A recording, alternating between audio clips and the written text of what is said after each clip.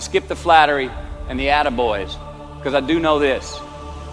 The sooner that we become less impressed with our life, with our accomplishments, with our career, with whatever that prospect is in front of us, the sooner we become less impressed and more involved with that and these things, the sooner we get a whole lot better at doing it. So, I'm going to talk to you about some things I've learned in my journey. Most from experience, some of them I heard in passing, many of them I'm still practicing, but all of them I do believe are true. Now, they may be truths to me, but don't think that that makes them mine, because you cannot own a truth. So please think of these as signposts, approaches, paradigms that give some science to satisfaction. They're yours to steal, they're yours to share, like into your own lives, to personally apply in your own lives, in your own way, should you choose to. So, here we go. Number one, life's not easy. Life is not easy. It is not. Don't try to make it that way. Life's not fair. It never was. It isn't now, and it won't ever be. Do not fall into the trap, the entitlement trap, of feeling like you're a victim. You are not. Get over it and get on with it. And yes, most things are more rewarding when you break a sweat to get them. Fact. Number two, I love this. Unbelievable is the stupidest word in the dictionary. Should never come out of our mouths. Think about it. To say, oh wow, what an unbelievable play. It was an unbelievable book, an unbelievable film, an unbelievable act of courage. Really? It may be spectacular, it may be phenomenal, most excellent or outstanding, but unbelievable? Give others and yourself more credit. It just happened. You witnessed it. You just did it. Believe it. What about the other side of unbelievable? You know, that side when we humans underperform or act out of our best character. For instance, man flies a suicide jet into the World Trade Center. Millions die from diseases every day that we have cures for. Bob the Builder swears that he's going to have your house built by Thanksgiving, and you can't move in until Christmas the next year. Our best friends lie to us, and we lie to ourselves all the time. Unbelievable? I don't think so. Again, it just happens, and it happens every day. Nothing that we Homo sapien earthlings do is unbelievable. And if there's one thing you can depend on people being, it's people. So we shouldn't be surprised. We, us, are the trickiest mammals walking the planet. I'm not worried about the monkeys. I'm worried about you and me. So acknowledge the acts of greatness as real, and do not be naive about mankind's capacity for evil, nor be in denial of our own shortcomings.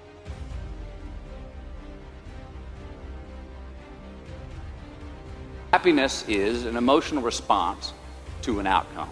If I win, I will be happy. If I don't, I won't. It's an if-then, cause and effect, quid pro quo standard that we cannot sustain because we immediately raise it every time we attain it. You see, happiness demands a certain outcome. It is result reliant. And I say if happiness is what you're after, then you're going to be let down frequently, and you're going to be unhappy much of your time. Joy, though, joy is a different thing. It's something else. Joy is not a choice. It's not a response to some result. It's a constant. Joy is the feeling that we have from doing what we are fashioned to do, no matter the outcome. Now, personally, as an actor, I started enjoying my work and literally being more happy when I stopped trying to make the daily labor a means to a certain end. For example, I need this film to be a box office success. You know, I need my performance to be acknowledged. I need the respect of my peers. All those are reasonable aspirations, but the truth is, as soon as the work, the daily making of the movie, the doing of the deed became the reward in itself for me, I got more box office, more accolades and respect than I ever had before.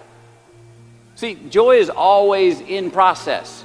It's under construction. It is in constant approach, alive and well in the doing of what we're fashioned to do and enjoying it.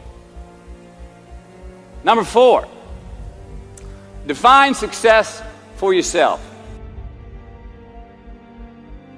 Define success for yourself. Now check this out. I'm in south of New Orleans a few years ago, and I went to a voodoo shop. And they had this wooden partition against the wall with these columns. And in these columns were all these vials of these magic potions, right? And the headings above each potion defining what they would give you were things like fertility, health, family, legal help, energy, forgiveness, money. Guess which column was empty? Money. Let's admit it. Money is king today. It's what makes the world go round. It is success. The more we have, the more successful we are, right? Now, I would argue that our cultural values have even been financialized. Humility is not in vogue anymore. It's too passive. It's a get-rich-quick on the internet, rich is 15 minutes of fame world that we live in, and we see it every day. But we all want to succeed, right? So the question that we've got to ask ourselves is what success is to us, what success is to you. Is it more money? That's fine. I got nothing against money. No? Maybe it's a healthy family. Maybe it's a happy marriage. Maybe it's to help others, to be famous, to be spiritually sound, to leave the world a little bit better place than you found it. Continue to ask yourself that question. Now, your answer may change over time, and that's fine. But do yourself this favor. Whatever your answer is, don't choose anything that will jeopardize your soul. Prioritize who you are, who you want to be, and don't spend time with anything that antagonizes your character. Don't drink the Kool-Aid, man. It tastes sweet, but you will get cavities tomorrow. All right? Life is not a popularity contest. Be brave, take the hill, but first answer that question, what's my hill? So, how do I define success? For me, myself. Well, for me, it's a measurement of 5 things. We got fatherhood. We got being a good husband. We got my health, mind, body, and spirit. We got career, and we got friendships. These are what's important to me in my life right now. So I try to measure these 5 things each day.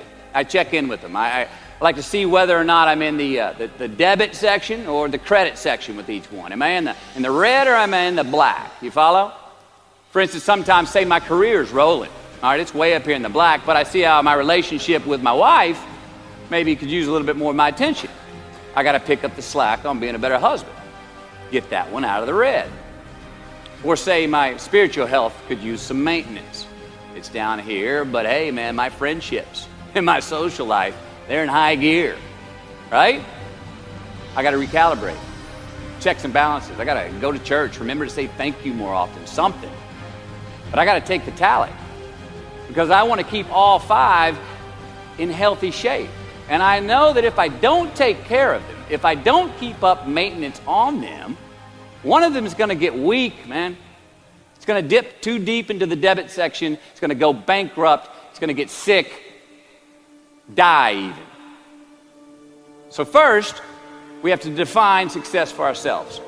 And then we have to put in the work to maintain it. Take that daily tally. Tend our garden. Keep the things that are important to us in good shape. I mean, let's admit it. We've all got 2 wolves in us. A good one and a bad one. And they both want to eat. Best I can tell, we just got to feed that good one a little more than the other one. Here we go. Number 5. Process of elimination is the first step to our identity. AKA, where you are not is as important as where you are. All right, 1992, I got my first job as an actor. 3 lines, 3 days work in a film called Dazed and Confused.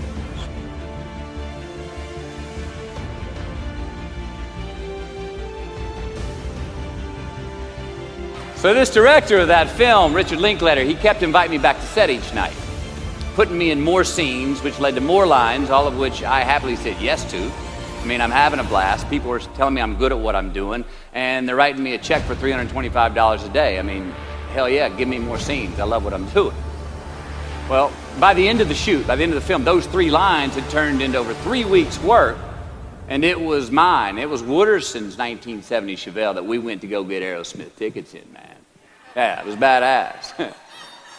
Well, a few years ago, I'm watching this film again, and I noticed 2 scenes that I really shouldn't have been in. In one of these scenes, my character Wooderson, I exit screen left to head somewhere, and then I re-enter the screen and to double check if any of the other characters wanted to go with me. Now, in rewatching the film, and you'll agree if you know Wooderson, Wooderson's not a guy who would ever say, later, and then come back to see if you were sure you didn't want to go. Now, when Wooderson leaves, Wooderson is gone. He does not stutter, step, flinch, rewind, ask twice, or solicit. You know what I'm talking about. Wooderson has better things to do, like liking those high school girls, man, because I get older and they stay the same age.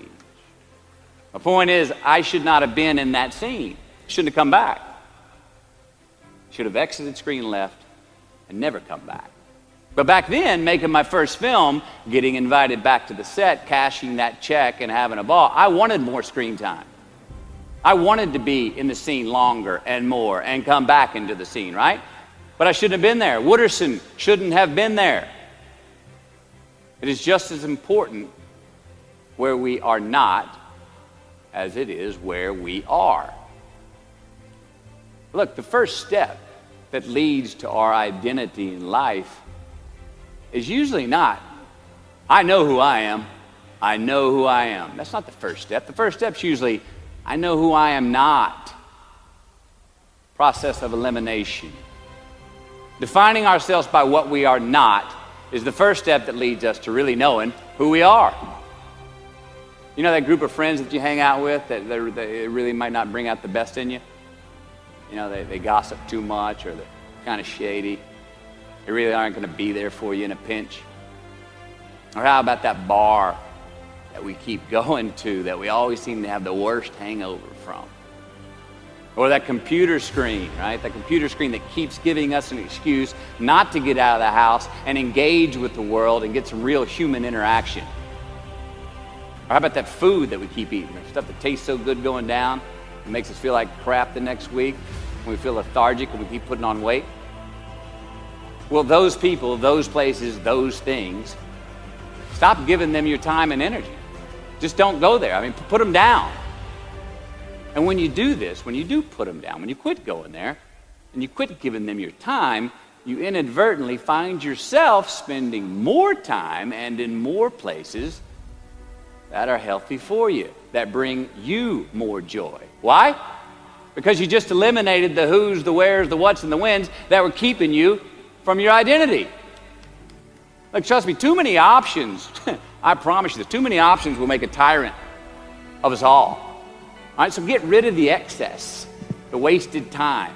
Decrease your options. And if you do this, you will have accidentally, almost innocently, put in front of you what is important to you by process of elimination. Knowing who we are is hard. It's hard. So give yourself a break. Eliminate who you are not first, and you're going to find yourself where you need to be. Number 6, don't leave crumbs. And the beauty of delayed gratification. So what are crumbs? Well, the crumbs I'm talking about are the choices that we make that make us have to look over our shoulder in the future. You didn't pay that guy back the money that you owed him, and tonight you just saw him 3 rows behind you. Shit. You slept around on your spouse and you just found out that tomorrow she and the lady you're having an affair with are going to be at the same PTA meeting. Shit again. You drank too much last night. You're too hungover to drive your son to his 8 a.m. Saturday morning baseball practice. These are the crumbs. They come in the form of regret, guilt, and remorse. If you leave crumbs today, they will cause you more stress tomorrow. And they disallow you from creating a customized future in which you do not have to look over your shoulder. So let's flip the script. Instead of creating outcomes that take from us, let's create more outcomes that pay us back, fill us up, keep your fire lit, turn you on for the most amount of time in your future. These are the choices I'm talking about. And this is the beauty of delayed gratification. All right, tee yourself up. Do yourself a favor. Make the choices, the purchases today that pay you back tomorrow. Residuals. In my business, we call it mailbox money. If I do my job well today, and that movie keeps rerunning on TV, 5 years from now, I'm getting checks in the mailbox. It's a heck of a deal. So whether it's prepping the coffee maker the night before, so all you got to do is press the button in the morning, or getting ready for the job interview early so you don't have to cram the night before, or choosing not to hook up with that married woman because you know you're going to feel horrible about it tomorrow, and her husband carries a gun, or paying your debts on time so that when you do see that guy 3 rows back tonight, you don't have to hunker down in your seat hoping that he don't see you. Get some ROI. You know what that is? Return on investment. Your investment. You. Customize your future. Don't leave crumbs. Number 7. Dissect your successes and the reciprocity of gratitude. We so often focus on failure, don't we? We study failure. We obsess with failure. We dissect failure and our failures. We dissect them so much we end up intoxicated with them to the point of disillusion. I mean, when do we write in our diary? Usually when we're depressed. What do we gossip about? Other people's flaws and limitations. And we can dissect ourselves into self-loathing if we're not careful. I find that most of the times our obsession with what is wrong just ends up breeding more wrong, more failure. Now, the easiest way to dissect success is through gratitude. Giving thanks for that which we do have, for what is working. Appreciating the simple things we sometimes take for granted. We give thanks for these things, and that gratitude reciprocates, creating more to be thankful for. It's really simple, and it works. Now, I'm not saying be in denial of your failures. No, we can learn from them too, but only if we look at them constructively, as a means to reveal what we are good at, what we can get better at, what we do succeed at. Now, personally, I've read a whole lot of my bad reviews. All right? I've had quite a few. Written by the more talented critics, they are the ones who give constructive bad reviews. They reveal to me what did translate in my work, what came across, what was seen, or what wasn't. Now, I don't obsess on the unfavorable aspect of their review, but I do seek what I can learn from it. Because their displeasure actually uncovers and makes more apparent what I do well, what I am successful at, and then I dissect that.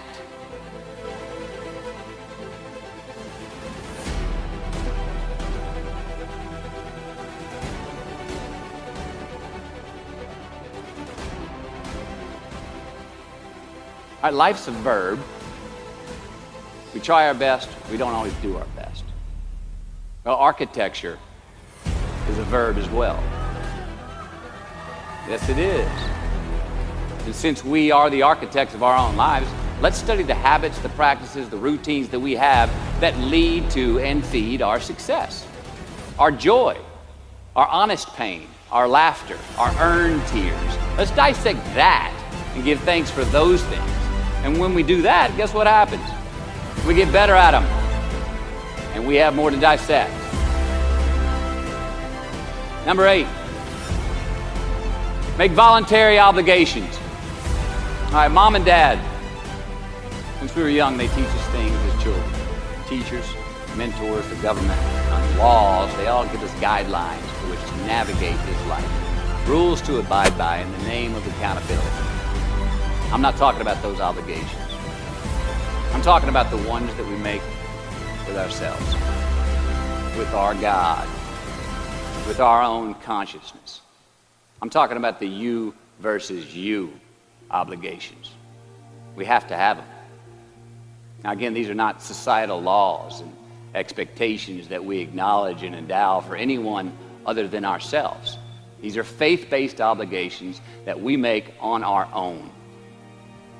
These are not the lowered insurance rates for a good driving record. You will not be fined or put in jail if you do not gratify these obligations I speak of. No one else governs these but you. They are your secrets with yourself, your own private counsel, personal protocols.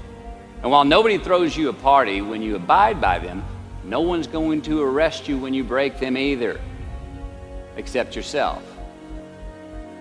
Or some cops who got a disturbing the peace call at 2:30 in the morning because you were playing bongos in your birthday suit. That was me. An honest man's pillow is his peace of mind. And when you lay down on that pillow at night, no matter who's in your bed, we all sleep alone. These are your personal Jiminy Crickets, and there are not enough cops in the entire world to police them. It's on you. It's on you. Number 9, from can to want. All right, check this out. In 1995, I got my first big paycheck as an actor. I think it was 150 grand. The film I was on was Boys on the Side, and we were shooting in Tucson, Arizona. And I had this sweet little adobe guest house on the edge of the Saguaro National Park. The house came with a maid, my first maid. It was awesome. So I got a friend over one Friday night. We're having a good time, and I'm telling her about how happy I am with my setup. The house, the maid, especially the maid. And I'm telling her, look, this lady, she cleans the place up after I go to work. She washes my clothes, the dishes, puts fresh water by my bed, leaves me cooked meals sometimes. Look, she even presses my jeans. And my friend, she smiles at me, happy that I'm excited over this. And she says, well, that's great, Matthew, if you like your jeans pressed. And I kind of looked up at her, my jaw caught hanging open. I stuttered a moment. Had that dumbass look that you get when you just been told the truth and you didn't think about it, and it hit me. I hate that line going down the front of my jeans.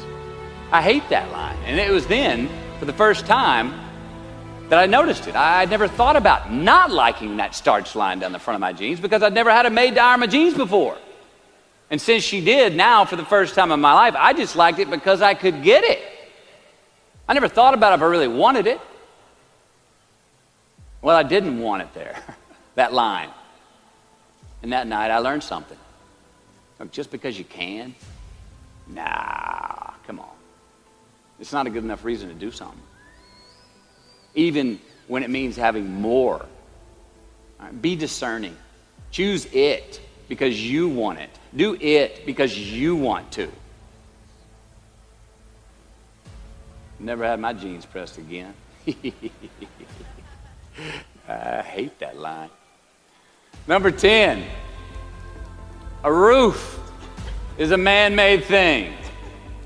This may cut a little close to the bone since the geography, but I think we all were there and we'll all remember where we were.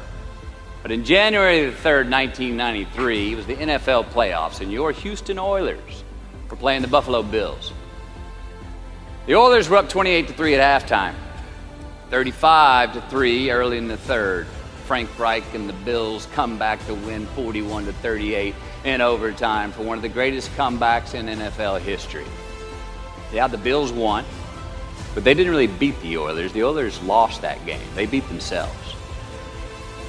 Y'all remember that, huh?